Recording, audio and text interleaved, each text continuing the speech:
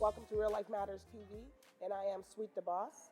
And today, I'm so privileged to have one of my sisters in Christ here today, and her name is Michelle BiggerS, but she's known as the Holy Woman, and she's also the CEO of Whole Fitness Canada. So welcome, Michelle, to the show. Hello, Sweet DBoss. Thank you for having me here. I'm so thrilled to be here. Who is Michelle BiggerS? Can you tell people? I was born to teenage parents.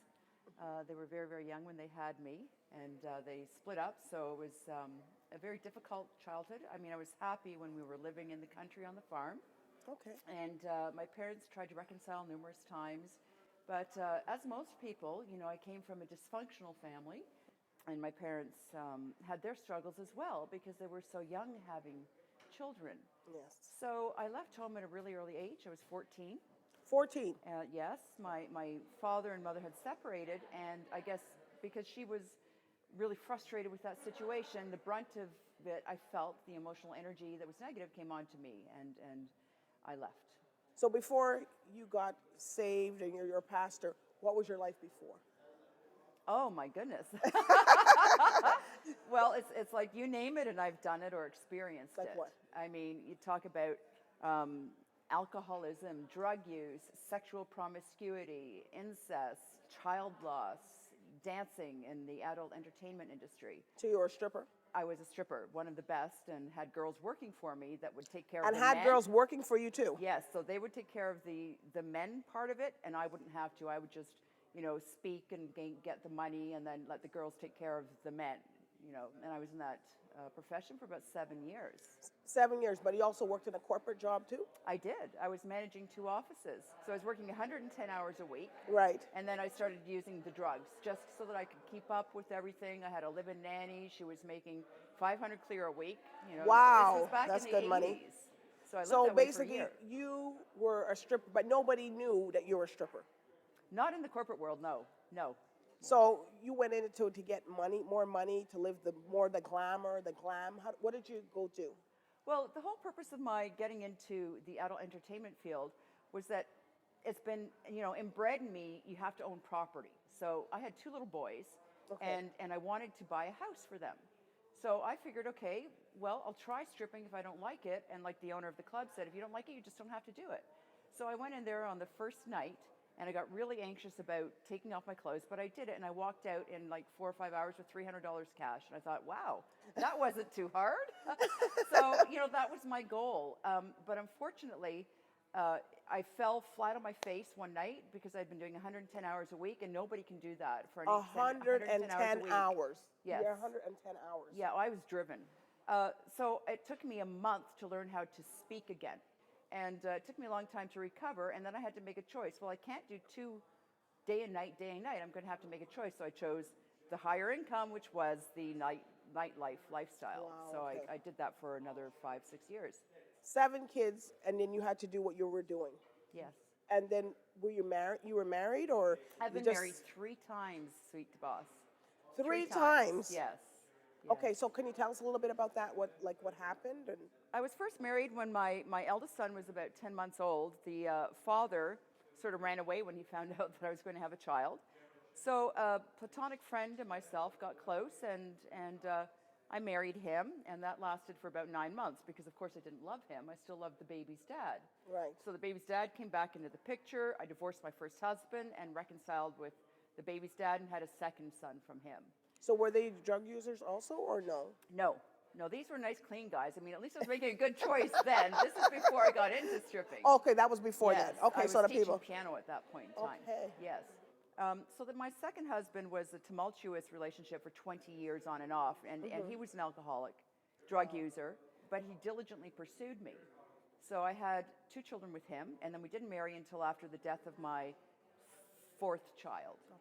And that loss was just too much. So we sort of clung together and decided, okay, we're going to get married. At that point, we had been together for 12 to 15 years.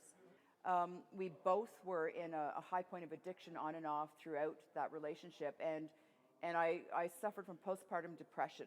There were points of time when I would just stay in my room in the dark, in a black room for like a week without getting out of bed. And finally, my mother got wind of this, and she actually pulled me out, got me to a doctor. So I've been in and out of institutions. Wow.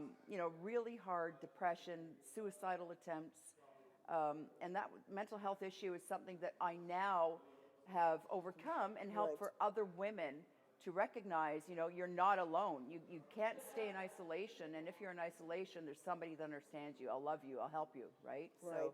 So it was a blessing rather than a curse that I've experienced all of those things. And you experienced a lot of stuff. Like you went, Yes. you said you did human trafficking. Well, Yes. and you went to jail for that, for human. Well, I went to jail for actually selling drugs. Wow. And I did 3 days in jail, and I received a suspended sentence. Again, by the grace of God, I don't know how this happened. I was looking at a 7-year sentence.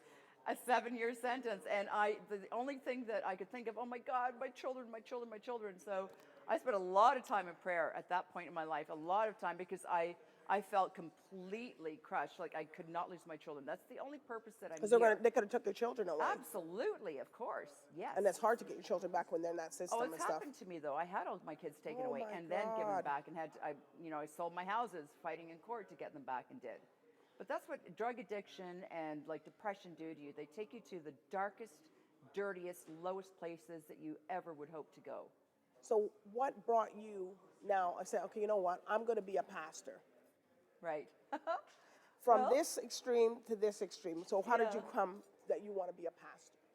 Well, yeah, it's definitely from like stripper and sex trade to like serving God and like letting Him work through you. And it was sort of like a journey. It didn't happen like overnight like this. I got help from a community group, a 12-step program group. Okay. I did not want to go, but my 18-year-old daughter caught me using and blew the whistle on me. And again, I was fearful of losing my children. So I said, okay, I'll go right to the meeting tonight. And I did. I did 90 meetings in 90 days, didn't look back.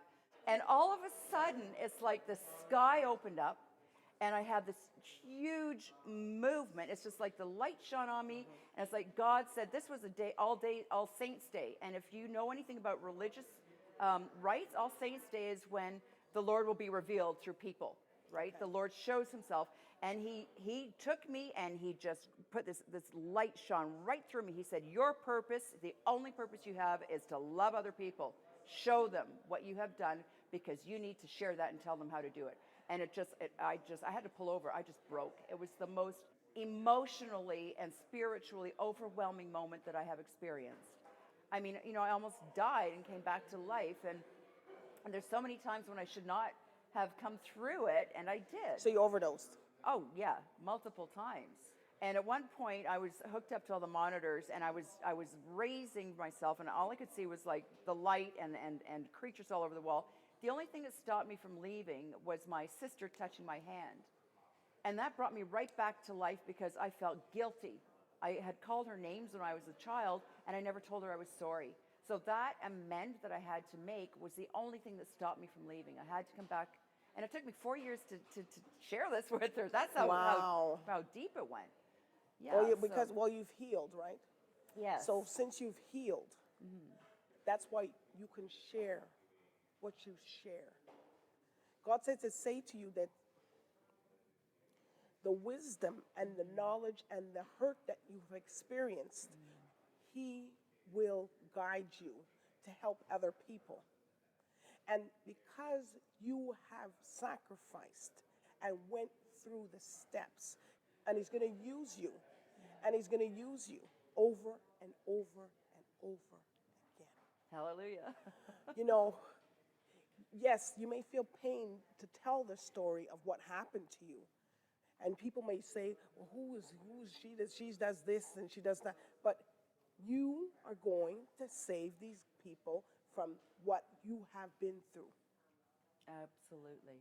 Yes. Do you believe what God's telling you? Oh, I totally trust what God's telling me. And I have come to rely on miracles and rely on God working through me every single day of my life, every moment, every breath that I breathe. It's like I'm breathing in the Holy Spirit. I'm breathing in His direction. I'm breathing in His purpose. The only reason we're here is that something created us. Like, we don't even own ourselves. And don't let We people belong to judge you. Him. And don't let people judge you. Because if you That's have right. this, if you're doing this, doing that, because you can't change anything, because you are working out the purpose and the plan. And it's not that our plan. He has, and it's not your plan. No. It's His plan. That's right. That He has for you.